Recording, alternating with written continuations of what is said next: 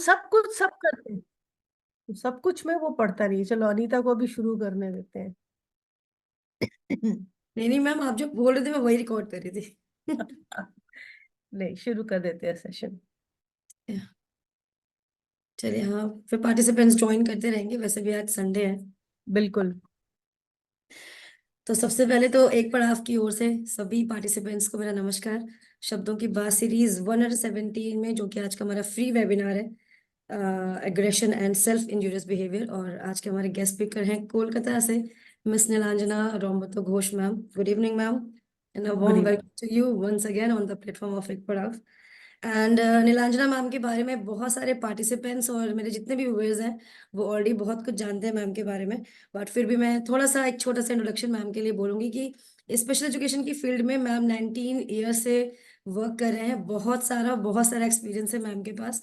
And autism sunshine care society के ma'am centre director हैं and founder member हैं। और इसी के साथ साथ ma'am RCI holder in ASD and consultant है।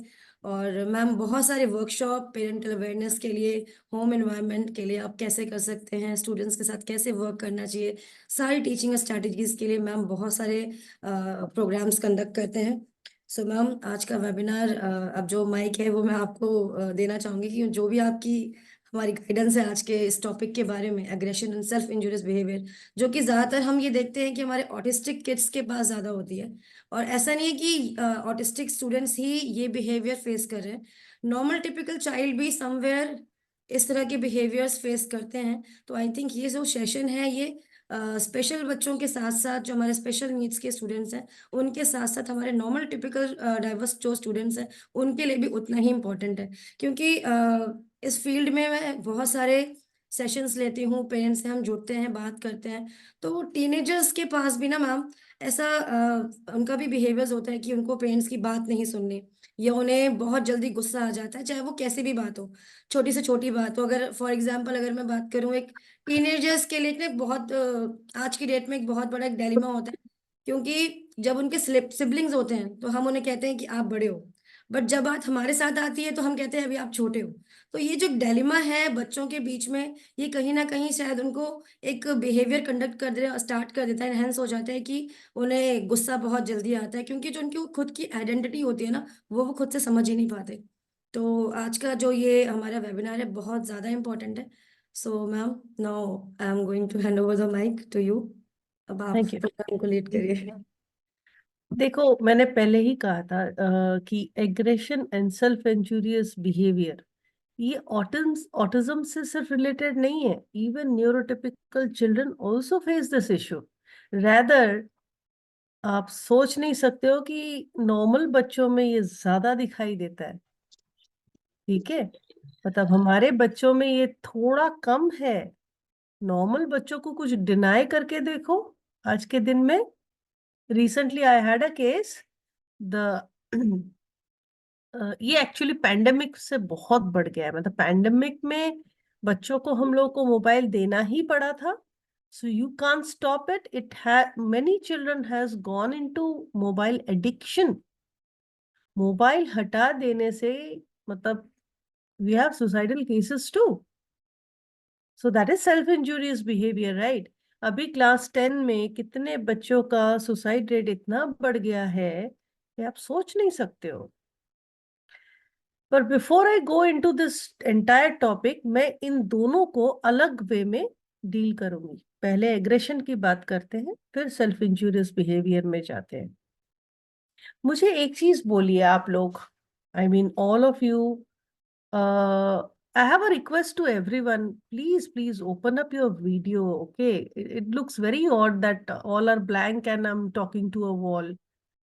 Just मुझे अगर बहुत प्यार करते हो तो स्क्रीन ओपन कर दो. It's okay, whatever conditions you are in. First thing is that. Second thing, you all have to understand one thing. होता क्यों है? अगर हम एग्रेशन की बात कर रहे हैं, एग्रेशन होता क्यों है? जब हम अपनी बात समझा नहीं पाते हैं, राइट? इट्स नॉट अबाउट आप क्या बोल रहे हो। ये वो बात है कि हम सुन तो रहे हैं लेकिन समझ नहीं पा रहे और अपनी बात समझा नहीं पा रहे हैं। ये तर्क का मामला होता है। तो एग्रेशन वहीं से आता है। Okay, got it? एग्रेशन क्यों होता है? जब हम अपने आप को सही तरीके से एक्सप्रेस नहीं कर पा रहे, हम अपनी तरफ से बोल नहीं पा रहे, तभी आता है ना। और कोई रीजन होता है? और कोई रीजन होता है क्या?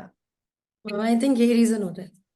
यही रीजन होता है कि हम अपनी बात को समझा नहीं पा रहे, हम अपने फीलिंग्स को बता नहीं पा रहे हैं।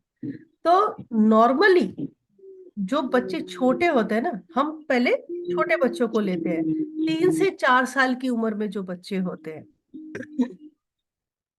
3 से 4 साल के बच्चे जो होते हैं, न्यूरोडाइवर्स एंड नॉर्मल चिल्ड्रन, मैं हर बच्चे की बात कर रही हूँ, जिसमें प्रॉब्लमेटिक है वो तो उसमें भी इंक्लूड करते हैं।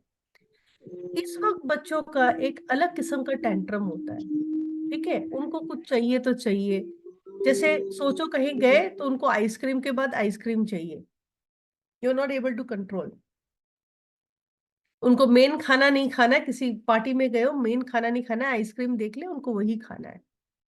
आप डराते हो, धमकाते हो, ठीक है, अब सब कर लेते हो, but they want that particular thing. What happens next?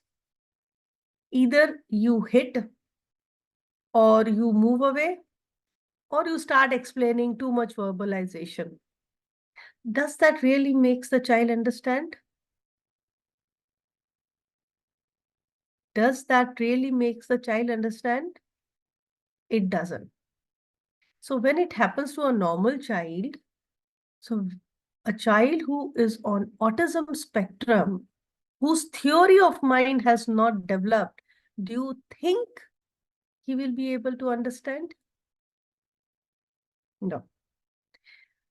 Q, two reasons. One, हमारे जो हम लोग ह्यूमन है ना, तो हम लोग साउंड फिल्टर नहीं कर पाते हैं।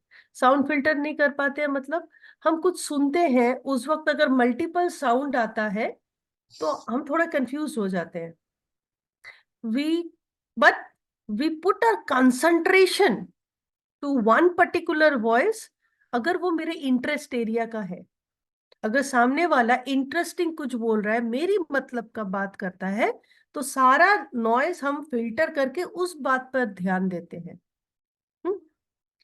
पर जब बच्चा ऑन स्पेक्ट्रम होता है ना, उसका तो वैसे ही अटेंशन डिविएशन है, उसका attention is the problem, that is diagnostic symptomatic, right? वो तो प्रॉब्लम ही है।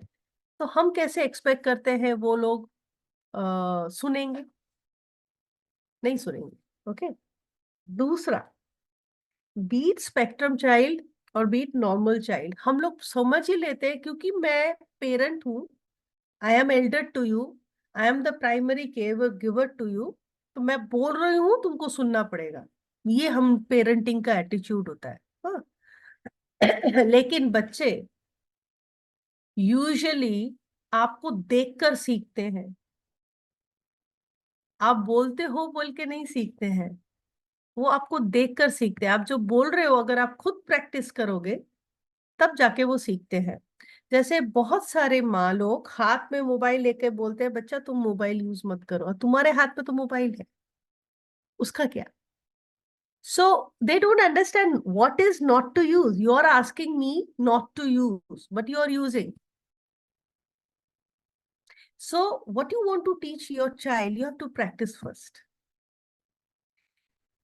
This is one of the thing. Second thing, auditory processing बोला मतलब सेंसरी प्रोसेसिंग डिसऑर्डर।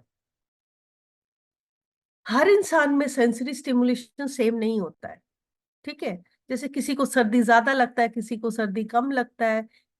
खाने में भी किसी का टेस्ट कुछ होता है, किसी का टेस्ट कुछ होता है। इसका मतलब ह्यूमनली हर एक में स्टिमुलेशन अलग होता है। जैसे कोई भी दृश्य आपको हंसी ला सकता है, कोई भी दृश्य आपको हंसी नहीं भी ला सकता है, वो सेम चीज एक रिएक्शन नहीं लाता है। इसका मतलब हर इंसान का स्टिमुलेशन बिल्कुल अलग होता है। तो जिन बच्चों में सेंसरी प्रोसेसिंग डिसऑर्डर होता है, तो उन बच्चों में ऑफ कोर्स अंडरस्टैंडिंग कैसे एक होगा बताइए? तो प्रोसेसिंग अलग है ना।